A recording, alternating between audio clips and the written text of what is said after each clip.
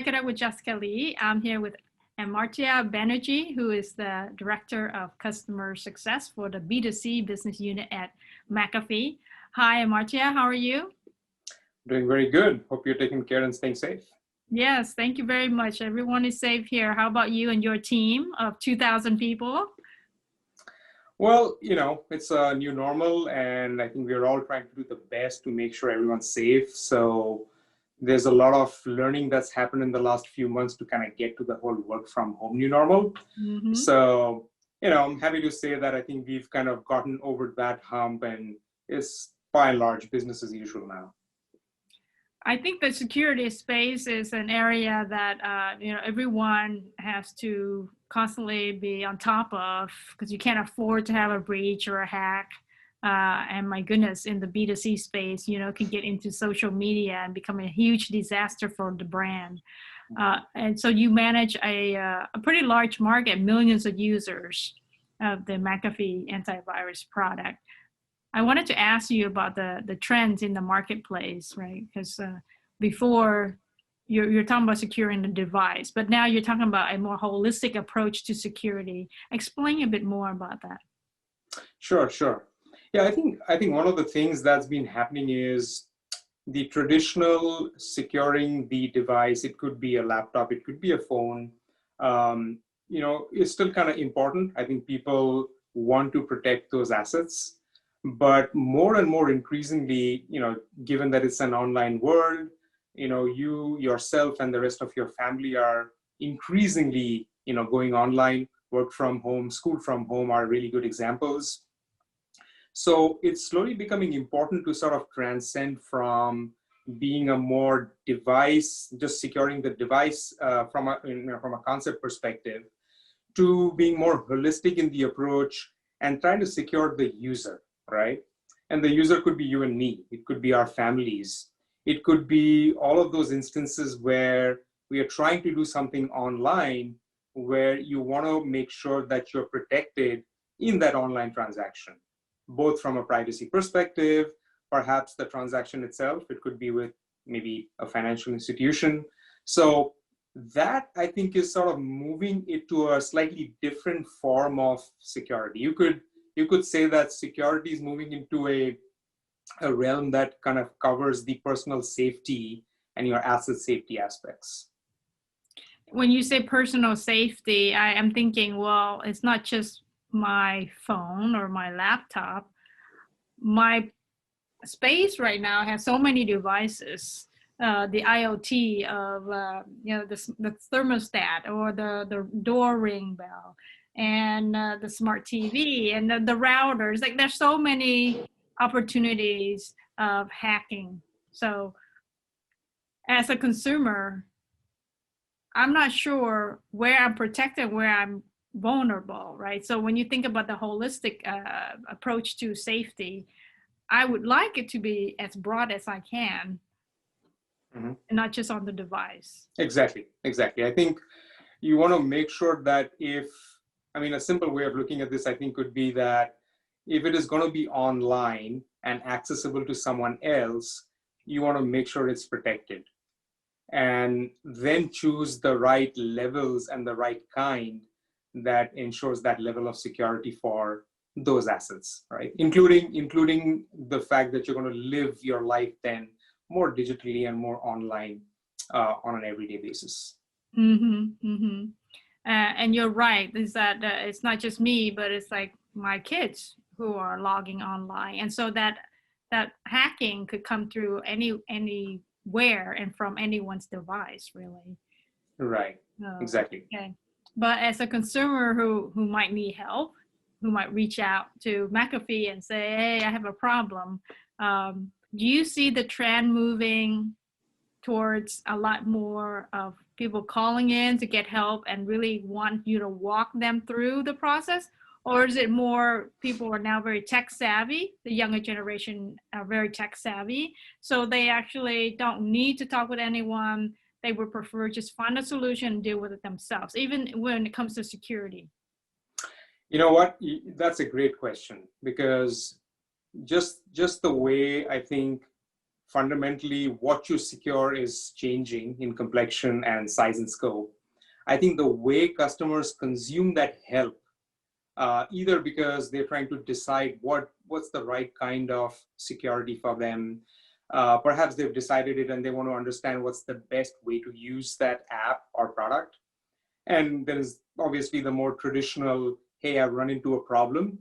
I think what we are finding is that, like you said, as people are getting more warmed at getting online, I think they're also sort of switching their choices to be more self-help oriented. And I think that's one of the other fundamental shifts that's happening, which is the traditional, I'm going to call or get into a chat queue and get through to a human who's going to help me out, I think is slowly moving away. Yes, there are some demographics that still maybe need that level of help, but the larger majority really are looking for online, digital, quick, concise, that kind of help. And ideally, I think they're looking for that help at the moment of the problem, the need, right? So they hit a friction point, and I think the expectation is that the friction point will sort of seamlessly lead them into that help experience. So do you leverage AI, machine learning to really predict where they need help and try to serve the right answer? Yes. I think that's where a lot of the technology and then the collaborations and the integrations with our product teams play out, because there is a piece which is recognizing or identifying that there is an upcoming need that's about to sort of translate into customer seeking help, and then you want to make sure that that is identified as accurately as possible, so that the journey to the solution content, the self-help content, is as spot on as it can be, right? You don't want to waste the customer's time. So that's where I think the newer AI, machine learning technologies, the usage of chatbots, for example, in both delivering the content as well as sort of deciding which one of those use cases can be self-served through digital help versus, oh, this one definitely needs to go to a human trusted advisor, someone who's really skilled at that. That's really where our technology integrations are really happening. And there's a whole lot of leveraging of that kind of technology that's happening right now. What are the ways that you're really pushing on leveraging AI and machine learning? So I think if you kind of go by the definition of AI and machine learning, I think the whole thing really boils down to learning, right? And usually learning happens through the teaching. So a lot of our efforts are actually going in, translating the customer use cases, the scenarios where they need help, and help could be of two types, right? There is the, hey, I need to learn a little bit more about something, so the more educational kind of help, the informational stuff. And I think the other one is, I'm trying to do something, how do I do this so that I can get the best outcomes? And sometimes in the midst of doing something, you run into a problem, right? So that's sort of a part B of that.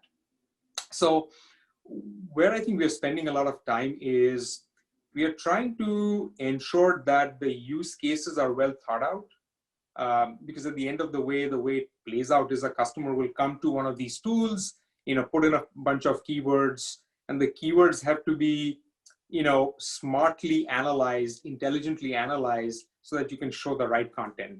So I think that's really where the bulk of the work goes in the identification of what the meaningful use cases are, and then sort of converting that into the AI speak, if you want to call it that.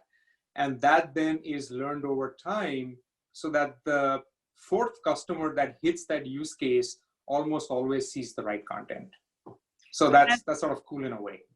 And so with the more data that's feeding back to the machine, then the machine gets smarter, and the feedback on the accuracy of that answer also helps the machine to get better, right? Exactly.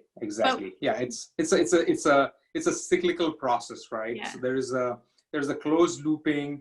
You learn, you feed it in, and then you enhance, and then it just keeps going on. It's a journey. But how do you optimize it so that the machine is getting smarter, but your agent, who is the customer success agent, has to also keep up with that intelligence. So as it gets handed off from the machine to the agent, that it is very smooth and the knowledge is already there for the agent. So consumers don't Right. repeat anything. Yeah, that's a really good call out, because I think to not be able to leverage what the technology pieces just learned from the customer situation, I think would be a wasted opportunity. So to your point, I think the phase B of that journey, that flow, really is that if for some reason the AI technology that led to the content doesn't quite play out well for whatever reason, maybe it's a new emerging problem. One of the things that I think is sort of evolving as well is what, therefore, from a telemetry and intelligence perspective, maybe it's something about the customer, something about what kind of device are they on, what was it that they were trying to do, and therefore what kind of failure situation they're encountering. A lot of that context is also getting passed. And I think where that leads us to is, one is it ensures that you can actually take it to the right expert, right? Because you've got a vast variety of things that the customers are using, and it's almost impossible to make someone an expert on every one of them. So it helps in the channelizing it to the right person. And the other thing I think that it does as a result of that is it offers that person insights around the context and the problem statements, so that when they begin the discussion with the customer, they're already in an advantageous position.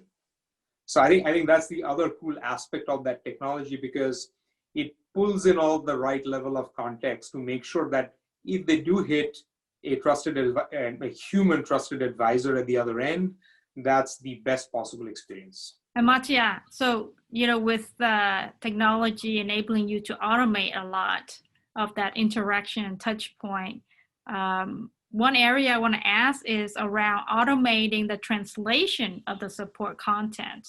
Because I can see the automation of providing the answer to the repetitive question that people tend to ask.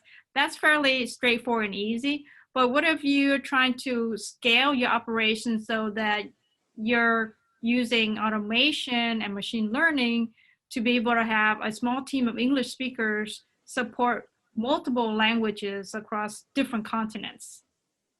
Yeah, that's an interesting question, and one that I think most customer success support teams somewhat struggle with from time to time, because you can always be in a position where the volumes in a certain language spike up, and it's not always easy, even if you want to staff or increase capacity at quite that same rate, right? Because there's always a lead time to getting someone who speaks that language to sort of come in and help. And that's really another exciting aspect of the help realm. What is increasingly happening, I think, is there is a hybrid model of sorts that's emerging. And it's hybrid in the sense that, you could do a combination of a really strong AI translation engine and potentially your available critical mass of English speaking experts at the other end.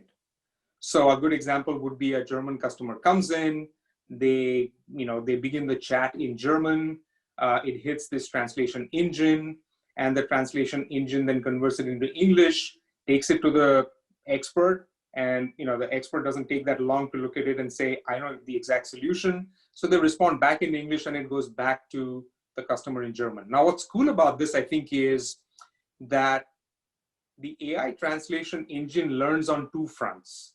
The first front is the accuracy of the solution that just came from the expert, right? In general, what ends up happening in language support is you tend to get more generalists than experts, right? Because they do all the use cases across that language normally. The other piece that's kind of exciting about this is that sometimes these journeys are beginning to leverage the gig economy, right? The marketplace. So you could have a whole bunch of people working from home. So you've got a lot of German native speakers working from home who sort of become the QA in this workflow. And I think what's cool about that is that the AI engine learns both.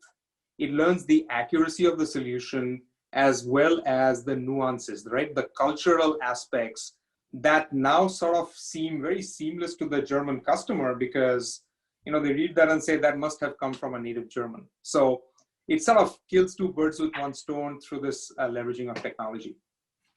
One area that I know is very popular, and I use it a lot at home, is to use voice to ask the tools, like say Alexa. See, I just said the word Alexa and it starts asking me. You're sensitive. Listening to us. So yeah, so the use of voice command, I think that's a different challenge there, is how do you scale support when people start using foreign language and ask questions. Right now the machine has to translate it in the voice to text to the knowledge accuracy and all that. Right. Yeah, I think you know, those are still evolving in the sense that the right places to plug them in, I think, are still being thought through, at least, you know, from being effective perspective.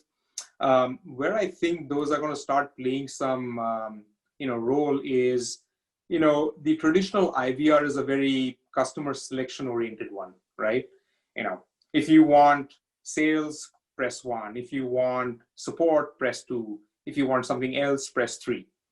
I think that's where those will come in because it's going to become a lot more natural for a customer to kind of get help or get their information because those technologies will start getting integrated. They already actually are. You know, it's not new in that sense. But as they get integrated and as they learn, those technologies, I think, will also play a really vital role in ensuring two things. One is the gathering of the information on what customers are needing help for, because that's also learning, right, at the same time. The other, I think, would be in intelligently routing those to digital versus assistant help, right? So I think we're not quite there yet, is my guess. I mean, people are getting there, some faster than others, but I think that's kind of how that, you know, entire space is going to evolve over some time. Okay, well, there's a lot of innovation, a lot of challenges to overcome. Certainly, the customer success agents of yours are now sitting at home, working from home, which has a lot of challenges. You know, we're no longer just sitting in a call center to do support anymore, right? So working from home has its challenges. Do you anticipate some of the lessons learned now that working from home enables that workforce flexibility, recruiting flexibility, but there are certain limitations when you work from home, the bandwidth, the noise in the house, right? The challenges of kids at school at home, doing school at home. What do you see as something that would be a plus that will be kept in place even when we get back into the call center? Right. Yeah, I think that's a very relevant question for the times, right? We are predominantly in a work from home environment, and it's really no different for our customer success and support teams as well. I have to admit that the traditional support that, you know, typically happens through our call centers had to go through this really quick but very steep learning curve. If you think about it, we just took out a whole number of frontline, you know, engineers, if you will, who are in this controlled ecosystem within a call center to, you know, a completely unknown, unpredictable, uncontrolled environment in their homes. So, you know, I'm sure, you know, we are all aware of the technology aspects and challenges that, you know, people have had to work through. Just to kind of come back to your question, I think there are a few things that are clearly going to have to be thought through. One is that what were some of the efficiency gains that have come as a result of working from home, such as perhaps, you know, getting the right kind of talent at the right time in the right place, because you're now not forcing them to relocate or necessarily come into work. So I think that's an advantage. So that's definitely worth capitalizing on. The second is that I think it has heightened the need for the speccing, especially for those that want to sort of work remote, work from home. So I think it has kind of led us into this path of discovery where you had to take a really long, hard look at saying, what constitutes, from a specification perspective, what constitutes an ideal work from home infra? So I think that's the area where, there's going to be a lot more work happening, because you're going to have to come up with the right combination of bandwidth, connectivity, access, security for sure, because you're not in a secure, internal space anymore, right? And then there's the other aspects of productivity, right? Headsets, what kind of laptops should they use so that it's not hard for them. So I think those are the kind of things that I think we learn a little bit more on, and likely plow some of that back, even if they do come back to work, and sort of enhance, I think, if they continue working from home. So I think what it does is it gives us an opportunity of best of both worlds. So you're going to end up with, I think, a lot more effective and efficient teams over time, because you've got the right talent, you've got the right infra, and usually the two typically lead up to the right experiences. I want to say thank you so much, Amartya, for being on the show to talk about customer support, the B2C space for the security products at McAfee. It's been very educational talk with you. My pleasure. Thank you so much. There you have it. Check it out with Jessica Lee, Amartya Banerjee from McAfee.